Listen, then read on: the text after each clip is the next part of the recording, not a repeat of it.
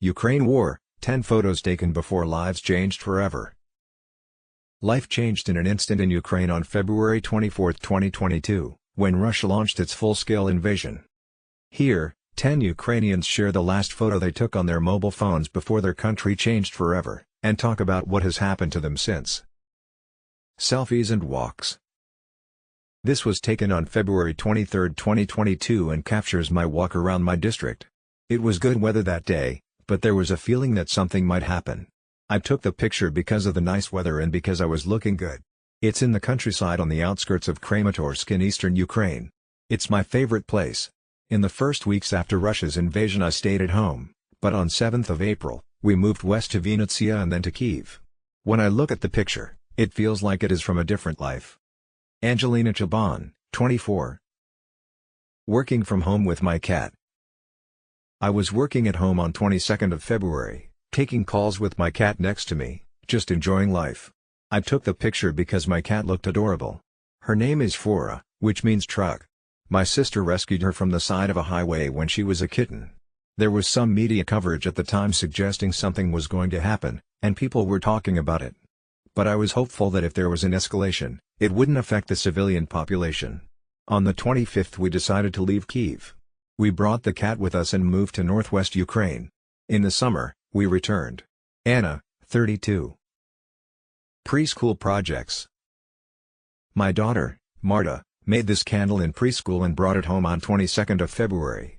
I remember being happy that the children were being creative and making things, and I was proud of her because it was so pretty and well made. I didn't know then what would happen next. My daughter will turn 7 in March but she hasn't been to preschool since 24 February last year. My wife won't let her. Initially, I was really worried that if there was a war my family and I would have to separate.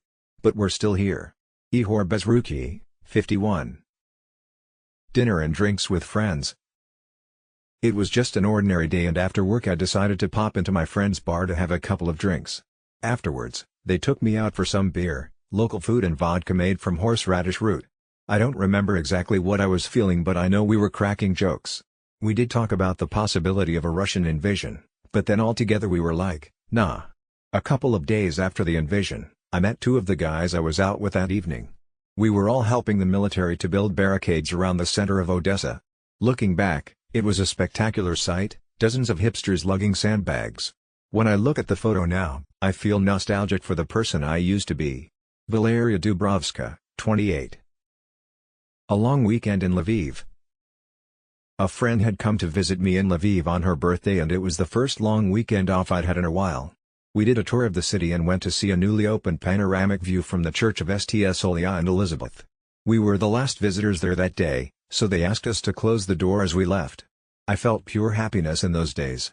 I was happy with my friends and my work. But there was also something in the air, a sense that something inevitable was coming and that everything would change. Nowadays, the viewing point we looked out of is closed. I am still in Lviv, but I rarely take photos with my phone. Now I take camera photos to document what is happening.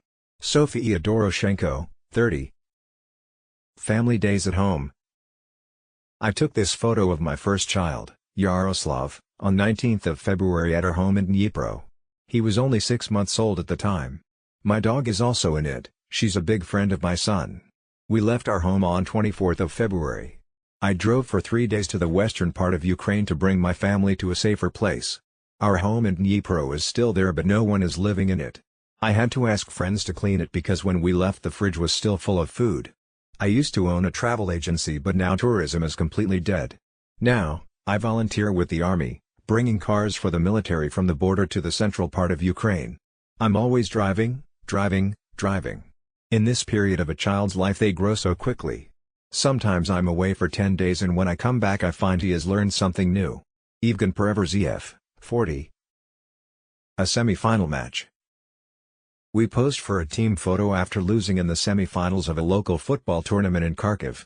I scored the only goal in that game for our team. Even though we lost, we were happy because we had played well.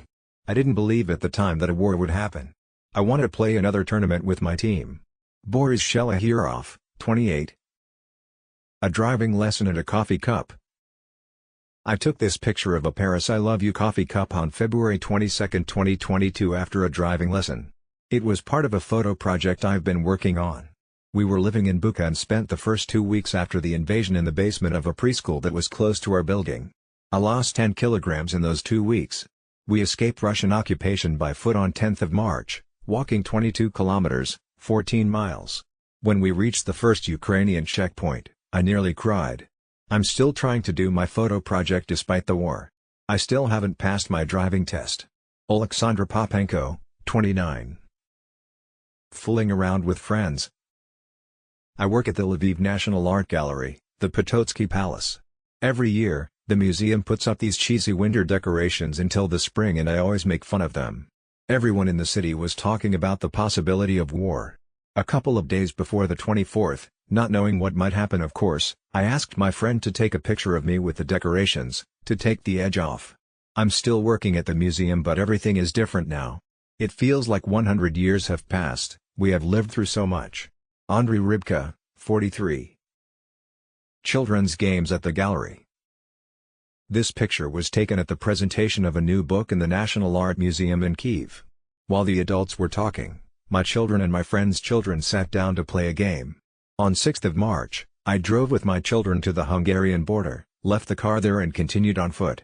I think about how carefree the children are in this photo and how, so soon afterwards, they were forced to make such a disturbing journey, driving for a long time without knowing where they were going, as their mothers cried. Zhenya Miller, 41. Please pray for them.